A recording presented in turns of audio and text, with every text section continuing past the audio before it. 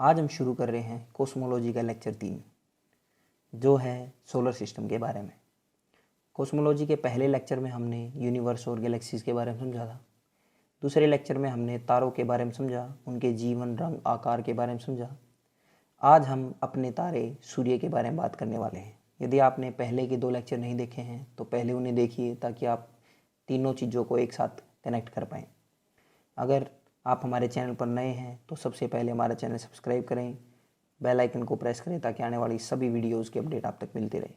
इस सेशन में हम जानने वाले हैं कि हमारा सोलर सिस्टम क्या है, वो गैलेक्सी के किस हिस्से में पड़ता है, किस तरीके से सूर्य गैलेक्सी के चक्कर लगाता है, सोलर सिस्टम की खोज किसने की थी और इसके बारे में कुछ इंटरेस्टिंग फैक्ट्स। तो हमारे सेशन के साथ बने रहें ताकि आप इन जानकारियों को अच्छे से समझ पाएँ। तो आइए सेशन को शुरू करते हैं।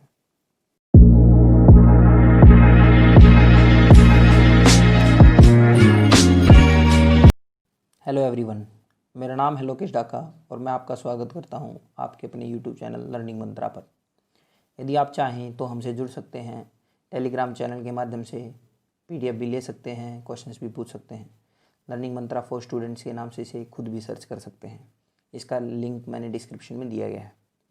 एक चुटकुला सुनाता हूँ। एक बार एक छोरा हुआ है, वो अपनी माँ ने कहा, आए मैं इतना बड़ा कद हो जाऊँगा जो तेरे तब बिना पूछे कितने चला जा। उसकी माँ ने कहा, बेटा इतना बड़ा तो तेरा बाप ना होया हस्ती। पहला क्वेश्चन है, तारे का जन्म किससे होता है और उसमें कौन सी गैस किस प्रक्रिया द्वारा किस गैस में परिवर्तित हो जाती है। दूसरा क्वेश्चन है, इवेंट होराइजन से आप क्या समझते हैं। तीसरा क्वेश्चन है, दुनिया का सबसे बड़ा तारा कौन सा है।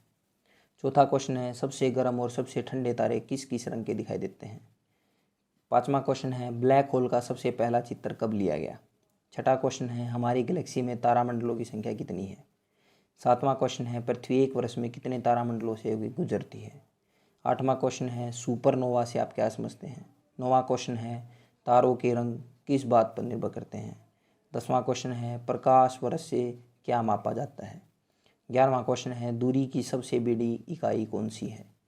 12वां क्वेश्चन है, ब्रह्मांड के अध्ययन को क्या कहा जाता है।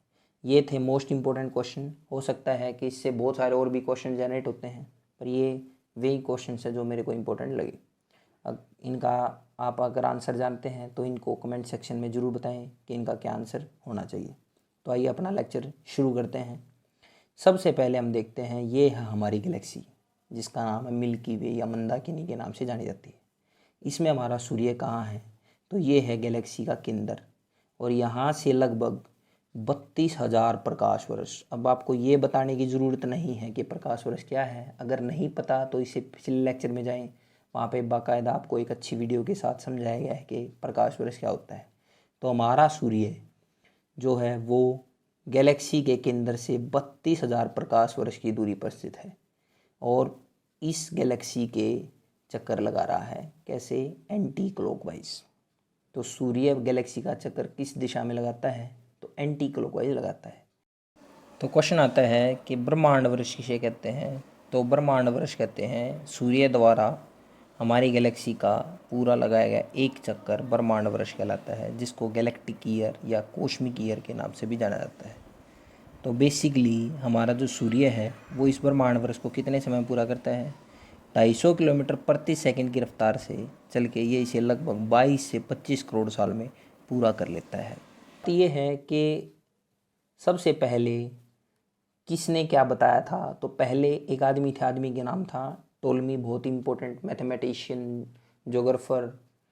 इनका जन्म इजिप्ट में हुआ था। अलेक्जेंड्रिया नाम का शहर हम पहले भी समझ चुके हैं। उसी शहर में इन्होंने एक थ्योरी दी थी जिसका नाम है जियोसेंट्रिक थ्योरी, भूकेंद्रीय सिद्धांत। इनका मानना था कि पूरे ब्रह्मांड के केंद्र में पृथ्वी है और बाकी सब इसके चक्कर लगा रहे हैं। तो आप इस डायग्राम के माध्यम से देख पा रहे होंगे कि बीच में पृथ्वी को रखा गया है। उसके बाद मून, मरकरी, वीनस, सन, मार्स, जुपिटर, सैटर्न, ऐसे अलग अलग ग्रह और सूर्य को भी इसी के चारों तरफ रखा गया है, क्योंकि उनका मानना था कि पूरी दुनिया के केंद्र में पृथ्वी है, मतलब जियो सेंट्रिक पृथ्वी जो है वो केंद्र में है। आप देखना चाहें तो एक डायग्राम और है, इस पिक्चर के माध्यम से भी आप देख पा रहे होंगे कि पृथ्वी के चारों तरफ किस तरीके से ग्रह चक्कर लगा रहे हैं। इसमें सूर्य को भी इंक्लूड किया गया है। बाद में एक आदमी थे, आदमी का नाम था निकोलस कोपरनिकस। उन्होंने इस बात का खंडन किया और उन्होंने कहा कि एक थ्योरी दी, हेलियोसेंट्रिक थ्योरी। हेलियोसेंट्रिक थ्योरी में उन्होंने बताया कि बेसिकली दुनिया के केंद्र में पृथ्वी नहीं सूर्य है। हालांकि ये बात भी सच्चाई नहीं है, क्योंकि सूर्य भी खुद चक्कर लगा रहा है गैलेक्सी का। थोड़ी देर पहले हमने ये भी समझा, लेकिन उस टाइम पे ये बात बता पाना अपने आप में बहुत बड़ी बात थी। तो पोलैंड के निकोलस कोपरनिकस ने उन्होंने ये सिद्धांत दिया। हालांकि उस समय पर जो टोलमी का जो सिद्धांत था, उस सिद्धांत को सर्वमान्य माना जाता था। और इनके बाद क्योंकि सबको दिखाई देता था भाई सूर्य जा रहा है, हम कैसे सोचे कि सूर्य नहीं, हम घूम रहे उसके चारों तरफ, तो ये बात किसी ने नहीं मानी। हेलियोसेंट्रिक थ्योरी के लिए उन्होंने सूर्य को केंद्र में रखा और बाकी सब ग्रह को उसके चारों तरफ घुमाया। तो सोलर सिस्टम की खोज किसने की? उनका नाम था निकोलस कोपरनिकस। वे किस देश से संबंधित हैं? तो पोलैंड से संबंधित हैं, ये बात मानी जाती है। गैलीलियो गैलीली नाम के एक बहुत इंपॉर्टेंट ज्योग्राफर थे, उन्होंने भी इटली नाम के देश में जन्म लिया था और उन्होंने दूरबीन का आविष्कार किया था। कोपरनिकस ने जो सिद्धांत दिया था वो सिद्धांत इन्होंने कहा कि ये सिद्धांत सही है और पृथ्वी जो है वो केंद्र में नहीं है बल्कि सूर्य केंद्र में है। इस वीडियो में हम देखने वाले हैं सोलर सिस्टम और उसको विजुअलाइज करने वाले हैं। जैसा कि आप देख रहे हैं कि हमारे सौरमंडल में सूर्य हमारी केंद्र में है और बाकी सभी ग्रह उसकी परिक्रमा कर रहे हैं। तो सौर परिवार के अंदर कौन कौन इंक्लूड हैं और किस तरीके से वे घूम रहे हैं, उनकी डिस्टेंसेस क्या हैं, उनके बारे में समझेंगे और इसको देखेंगे कि किस तरीके से ये काम करता है। इससे आपके दिमाग में एक बहुत अच्छी इमेज बन जाएगी। मर्क्यूरी बहुत तेज़ गति से चक्कर लगा रहा है और नेपच्यून बहुत स्लोली चक्कर लगा रहा है। अगर हम टाइम को तेज़ कर दें और 100 दिन 1 सेकंड के बराबर कर दें तो आप देख पा रहे होंगे कि किस तरीके से सभी के सभी ग्रह कितनी तेज़ गति से चक्कर लगा रहे हैं। अब आप देख रहे हैं कि मर्क्यूरी कितनी स्पीड से घूम रहा है और अगर इसको घटा के समय को 4 दिन 1 सेकंड के बराबर कर दें तो देखो पृथ्वी कैसे घूम रही है। तो हमारा सूर्य भी अपने अक्ष पर भी घूमता है, साथ ही पूरी गैलेक्सी का चक्कर भी लगाता है। तो आप देखेंगे हमारे सोलर सिस्टम को, तो पहले ये 8 ग्रह हैं हमारे सोलर सिस्टम के अंदर। पहले इसमें 9 ग्रह होते थे। प्लूटो नाम के ग्रह को ग्रह की श्रेणी से बाहर निकाल दिया गया था। प्राग सम्मेलन हुआ था 2006 में वहाँ पर। ये है जुपिटर, सैटर्न, यूरेनस, नेपच्यून। जो इनके जो उपग्रह हैं वे मर्क्यूरी से भी बड़े हैं। जैसे गैनीमीड और टाइटन, ये मर्क्यूरी से बड़े हैं। गैनीमीड जो है वो जुपिटर का सबसे बड़ा उपग्रह है। ये है हमारा सूर्य, देखिए आकार में कितना बड़ा है और इसके आगे सब कैसे छोटे छोटे लग रहे हैं। ये है हमारी पृथ्वी और हमारा चंद्रमा। पृथ्वी और चंद्रमा के बीच की दूरी 3,84,402 किलोमीटर है। ये है हमारा सूर्य। कैसे इसके अंदर से देखो गर्मी कैसे निकल रही है।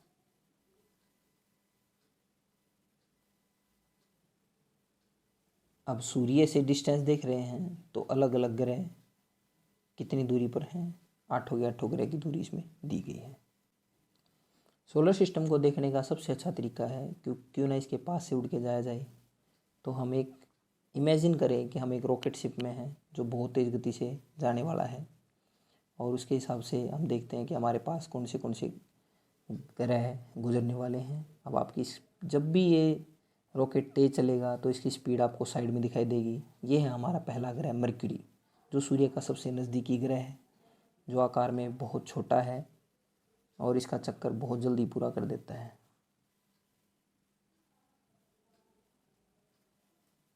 अगला ग्रह का नाम है वीनस, शुक्र।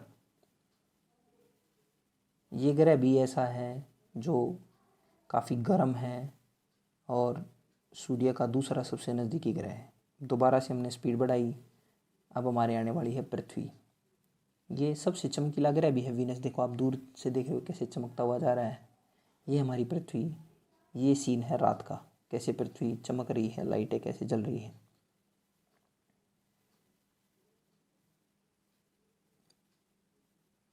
और हम धीरे धीरे दूर जा रहे हैं। ये है था हमारा चंद्रमा। इसके बाद अगला ग्रह जिसका नाम है मार्स, मतलब मंगल, लाल ग्रह कहते हैं। इसके ऊपर हम जीवन की संभावनाएं तलाश रहे हैं।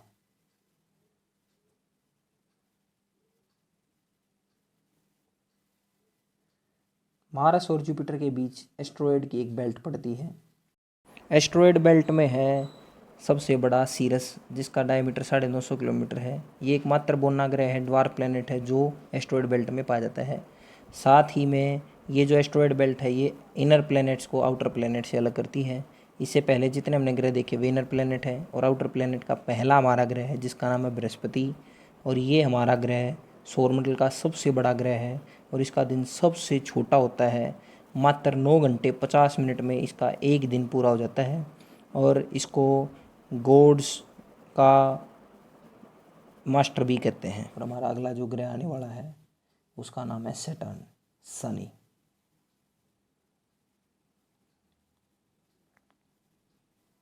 छल्लों वाला ग्रह कहते हैं। हालांकि चारों के चारों ग्रह में छल्ले हैं।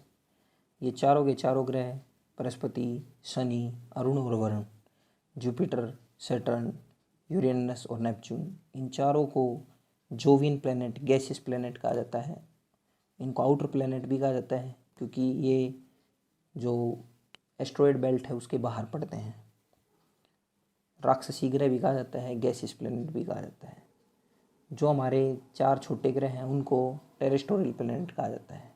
ये है हमारा ग्रह जिसका नाम है यूरेनस, और ये लेटा हुआ ग्रह कहलाता है। जैसे आप छल्लों से देख रहे होंगे, ये अपने अक्ष पर 96 डिग्री के आसपास झुका हुआ है। ये भी गैसियस फॉर्म में है और आकार में काफ़ी बड़ा है। सबसे बड़ा आकार में बृहस्पति, उसके बाद शनि, उसके बाद अरुण और उसके बाद वरुण है। 5वें नंबर पर हमारी पृथ्वी का आकार आता है। ये है नेपच्यून, वरुण। ये सूर्य की परिक्रमा सबसे देरी से पूरी करता है। लगभग 165 साल में एक परिक्रमा पूरी करता है। इसके बाद आने वाली है क्यूपियर बेल्ट, और क्यूपियर बेल्ट को ड्वार्फ प्लैनेट की किंगडम कहा जाता है। बेसिकली हमारे पास 5 बौने ग्रह हैं, 8 बड़े ग्रह हैं। 5 बौने ग्रह प्लूटो, सीरस, ईरस, मेकमेक और ह्यूमा नाम से जाने जाते हैं। ये प्लूटो है, इसको हमने ग्रह की श्रेणी से बाहर निकाला था। और क्यों निकाला था? क्योंकि सभी ग्रह के अपना एक कक्ष होता है, लेकिन ये कुछ साल तक नेपच्यून के ऑर्बिट में घुस गया था, जिसकी वजह से हमने इसको ग्रह की श्रेणी से बाहर निकाल दिया था। ये है मेकमेक, जैसा कि मैंने पहले नाम बताया था। ये है एक बौना ग्रह, ड्वार्फ प्लैनेट। 8 बिलियन किलोमीटर पर क्यूपियर बेल्ट समाप्त होती है। यह है ईरिस। ये बौने ग्रहों में से एक है, और ये सब के नाम आपको दिख रहे होंगे। इसके बाद शुरू होते हैं ऑर्ट क्लाउड्स, जो 14 बिलियन किलोमीटर से 3000 बिलियन किलोमीटर तक पाए जाते हैं। यहाँ पर बहुत सारे कोमेट्स छुपे हुए होते हैं, और ये हमारे सोलर सिस्टम का एंडिंग पॉइंट है। और यहाँ पर जैसे आपने नाम सुना होगा पुच्छल तारे, जैसे हेली नाम का पुच्छल तारा 76 साल के बाद दिखाई देता है। जैसा कि आपने वीडियो में देखा कि किस तरीके से सोलर सिस्टम काम कर रहा है। अब आगे देखते हैं। जैसे मान लो हमारा सोलर सिस्टम है, तो एग्ज़ाम में क्वेश्चन क्या पूछे जाते हैं कि ये बताओ सोलर सिस्टम में क्या इंक्लूड है। तो सबसे पहले सोलर सिस्टम में सबसे इम्पोर्टेंट चीज़ है वो है हमारा सन, सूर्य। सूर्य के साथ हमारे पास लगभग 8 ग्रह हैं, 8 मेन प्लैनेट्स हैं, जैसे मर्क्यूरी, वीनस, अर्थ, मार्स, जुपिटर, सैटर्न, यूरेनस और नेपच्यून। इसके बाद हमारे पास एक बेल्ट है जिसका नाम है एस्टेरॉयड बेल्ट। ऐसे ही एक बेल्ट है जिसका नाम है क्यूपियर बेल्ट। इसके बाद हमारे पास जितने भी ग्रह हैं उन सब में उपग्रह पाए जाते हैं। तो जैसे मरकरी है, इसका कोई भी उपग्रह नहीं है, कोई ऐसा पिंड नहीं है जो इसका चक्कर लगा रहा हो। जैसे वीनस है, इसका भी एक भी नहीं है। पृथ्वी का एक है चंद्रमा, मार्स के 2 हैं, जुपिटर के 79 हैं, ऐसे ही सैटर्न के 82 हो गए हैं। 8 अक्टूबर 2019 को दुनिया में 20 नए ऐसे सैटेलाइट्स की खोज हुई जो सैटर्न के चक्कर लगा रहे थे, ऐसे ही यूरेनस के 27 हैं और नेपच्यून के 14 हैं।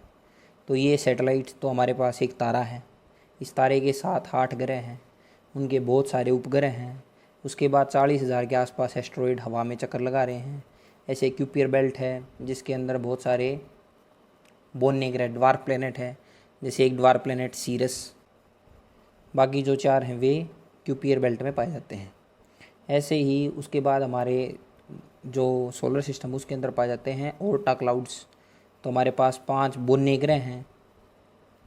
ओर्टा क्लाउड ये हमारे जो सोलर सिस्टम है उसका एंड है, जहाँ पर कोमेट्स होते हैं, मतलब धूमकेतु होते हैं, पुच्छल तारे कहते हैं। जैसे हेली नाम का एक कोमेट है जो पूरे सोलर सिस्टम का चक्कर लगाता है। तो ये आपको सोलर सिस्टम के बारे में पता होना चाहिए। जैसे साथ में ये 4 ग्रह हैं फ्रंट वाले, इनको कहते हैं इनर प्लैनेट, आंतरिक ग्रह। अब इनर प्लैनेट साथ में ये क्या है, ये है टेरेस्ट्रियल प्लैनेट, मतलब पार्थिव ग्रह। इनके ऊपर ज़मीन है, ये पत्थर हैं, रॉकी हैं, मतलब ये पत्थर के बने हुए हैं। जो पीछे के 4 ग्रह हैं, मतलब जो एस्ट्रॉयड बेल्ट है, इससे इस तरफ वाले जितने भी हैं उनको इनर प्लैनेट कहते हैं। इससे उस तरफ वाले 4 हैं उनको आउटर प्लैनेट कहा जाता है, बाहरी ग्रह। और आउटर प्लैनेट ये हैं जोवियन प्लैनेट, ये सारे के सारे गैस के बने हुए हैं, तो इसीलिए इनको गैसियस प्लैनेट भी कहा जाता है। आकार में बहुत बड़े प्लैनेट हैं, तो इसीलिए इनको राक्षसी प्लैनेट, जियांट प्लैनेट भी कहा जाता है। इनके बहुत सारे उपग्रह भी हैं और ये अपने आप में बहुत फेमस हैं। जो जुपिटर और सैटर्न है ये, इनको गैस जियांट कहते हैं, और यूरेनस और नेपच्यून इनको आइस जियांट कहा जाता है। ये आपको पता होना चाहिए। अगली जो चीज़ पता होनी चाहिए आपको वो है मूवमेंट्स ऑफ प्लैनेट्स, मतलब ग्रहों की गतियाँ। मूवमेंट्स मतलब ग्रह कैसे गति करते हैं। तो मूवमेंट कोई भी है, ग्रह 2 तरीके की गति करते हैं। एक गति होती है जिसको कहते हैं रोटेशन, परिभ्रमण या घूर्णन। रोटेशन का मतलब होता है अपने ही अक्ष पर खड़े खड़े घूमना। जैसे ये पृथ्वी है और ये अपने ही अक्ष पर झुकी हुई और अपने अक्ष पर घूम रही है। और दूसरी प्रोसेस होती है, दूसरी मूवमेंट होती है, इसको कहते हैं रेवोल्यूशन, मतलब परिक्रमण गति। इसे आप याद रख सकते हैं। रोटेशन खुद नज़दीक छोटा है, शब्द भी छोटा रोटेशन, वो खुद के अक्ष पर खड़े खड़े घूमना। और रेवोल्यूशन एक बड़ा शब्द है जिसका मतलब दूसरे की। तो जैसे मंदिर में आप जाते हैं परिक्रमा करने, तो परिक्रमण गति मतलब परिक्रमा करना। ऐसे जैसे मतलब शादी होती तो अग्नि की परिक्रमा करते, थोड़ी महंगी पड़ती है पर करते हैं। तो ऐसे ही रेवोल्यूशन का मतलब जैसे ये है सन और ये है अलग अलग जितने प्लैनेट, जैसे अर्थ है, तो वे सब क्या कर रहे हैं, इसकी परिक्रमा कर रहे हैं। तो सूर्य की परिक्रमा होती है। अब क्या है बेसिकली, जैसे अगर आप देखेंगे तो सबसे पहले है जैसे घूर्णन। घूर्णन का मतलब है अपने ही अक्ष पर घूमना। तो घूर्णन के लिए आपको 3 प्लैनेट्स का इम्पोर्टेंट याद रखना है। सबसे पहला है जुपिटर। जो प्लैनेट अपने अक्ष पर सबसे तेज गति से घूमता है उसका नाम है बृहस्पति। आकार में सबसे बड़ा है लेकिन सबसे तेज गति से घूमता है। इस पर मात्र 9 घंटे 50 मिनट का दिन होता है। दिन रात मात्र 9 घंटे 50 मिनट में बढ़ जाते हैं। पृथ्वी जो है वो अपने अक्ष पर लगभग 23 घंटे 56 मिनट और 4 सेकंड में एग्जैक्ट लगभग 24 घंटे में अपने अक्ष पर घूम जाती है। 29 किलोमीटर पर मिनट के हिसाब से लगभग चलती है। और तीसरा ग्रह है वीनस, मतलब शुक्र। जो ये ग्रह है ये अपने अक्ष पर घूमने में सबसे ज़्यादा समय लेता है। ये समय लेता है 243 दिन का, 243 डेज। ये सब में सबसे लंबा है। तो आपसे पूछ सकता है कि किसका सबसे बड़ा दिन है या किसका सबसे छोटा दिन है टाइप का, पृथ्वी से रिलेटेड पूछ सकता है। जितने भी ग्रह हैं वे सब अपने अक्ष पर एंटी क्लॉकवाइज घूमते हैं, लेकिन 2 ग्रह हैं, एक का नाम है वीनस और एक का नाम है यूरेनस। एक का वीनस और एक का यूरेनस। ये 2 ऐसे ग्रह हैं जो अपने अक्ष पर एंटी क्लॉकवाइज नहीं, क्लॉकवाइज घूमते हैं। मतलब अगर पृथ्वी पर सामने की तरफ, फ्रंट की तरफ दिन है, ये सूर्य है और यहाँ से रोशनी गिर रही है, तो मान लो ये जुपिटर है, तो हाफ जुपिटर पर दिन है और हाफ जुपिटर पर रात है। जो पीछे की तरफ हिस्सा उस पर कोई रोशनी नहीं जा रही, इसलिए वहाँ पे रात है। तो बेसिकली क्या है, ये घूम रहा है एंटी क्लॉकवाइज, मतलब इसमें पूर्व में दिन निकलता है ईस्ट में और वेस्ट में छिप जाता है। लेकिन वीनस और यूरेनस ऐसे ग्रह हैं जहाँ पर दिन जो है वो पश्चिम में निकलता है। तो ऐसा पूछता है भाई कभी, क्या दिन पश्चिम में निकल सकता है? हाँ निकल सकता है। बाकायदा आप या तो शुक्र ग्रह पर हो या अरुण ग्रह पर हो, तो ऐसा हो सकता है। पृथ्वी पर कभी दिन पश्चिम दिशा से नहीं निकल सकता। इस टाइप का क्वेश्चन आपसे पूछ लिया जाता है। दूसरी जो गति है वो है मूवमेंट ऑफ प्लैनेट्स में, वो है रेवोल्यूशन। रेवोल्यूशन का मतलब सिंपल सा है, जब कोई भी ग्रह है वो चक्कर लगा के आ रहा है, सूर्य का पूरा चक्कर लगाया, उसको कहते हैं रेवोल्यूशन। सभी के सभी ग्रह, आठों के आठों ग्रह सूर्य की परिक्रमा एंटी क्लॉकवाइज करते हैं। सभी के सभी एंटी क्लॉकवाइज सूर्य के चारों तरफ घूम के आते हैं। तो आपको ध्यान रखना है, शब्दों पे ध्यान देना है। जैसे यूपीएससी जैसे एग्ज़ाम आप देंगे कोई भी, तो वहाँ पे स्टेटमेंट देगा कि निम्नलिखित कथनों पर विचार करें, वहाँ पे विचार करवाएगा। ये बताओ कि सभी के सभी ग्रह अपनी अक्ष पर घड़ी की सुई की दिशा के विपरीत घूमते हैं, पहला स्टेटमेंट। दूसरा स्टेटमेंट है सभी के सभी ग्रह सूर्य की परिक्रमा एंटी क्लॉकवाइज या घड़ी की सुई की दिशा के विपरीत करते हैं। ऐसे टाइप का क्वेश्चन आपसे पूछेगा, बताओ स्टेटमेंट एक ठीक है, दोनों ठीक है, केवल दो ठीक है, इनमें से कोई ठीक नहीं है। इस टाइप का क्वेश्चन आपको यूपीएससी लेवल के एग्जाम में पूछा जाता है। तो रेवोल्यूशन में आपको जो 3 ग्रह याद रखने हैं वे हैं, सबसे पहला ग्रह है बुध। तो ये बुध सूर्य की परिक्रमा मात्र 88 दिन में कर देता है। पृथ्वी का आपको पता ही होगा लगभग 365 सही 1/4 दिन में एक सूर्य का चक्कर पूरा करती है। और सबसे लंबा जो चक्कर है वो है नेपच्यून का, ये लगा लो लगभग 165 साल में नेपच्यून अपना एक चक्कर पूरा करता है। जैसे एक जोक सुनाता हूँ। एक बार एक छोरा हुआ है, तो मास्टर पूछता है बेटा नु कर ABCD सुना। तो उन्होंने कहा ABCD ना बेटा और सुना, उनको और बढ़िया आप बताओ। तो ये थी आज की वीडियो। आई होप कि आपको वीडियो पसंद आई है। अगली वीडियो में सोलर सिस्टम का जो बचा हुआ हिस्सा है वो कंप्लीट करेंगे। तो इसे लाइक करें, शेयर करें, सब्सक्राइब करें, बेल आइकन को प्रेस करें ताकि आने वाली सभी वीडियो की अपडेट आप तक मिल जाए। Thank you.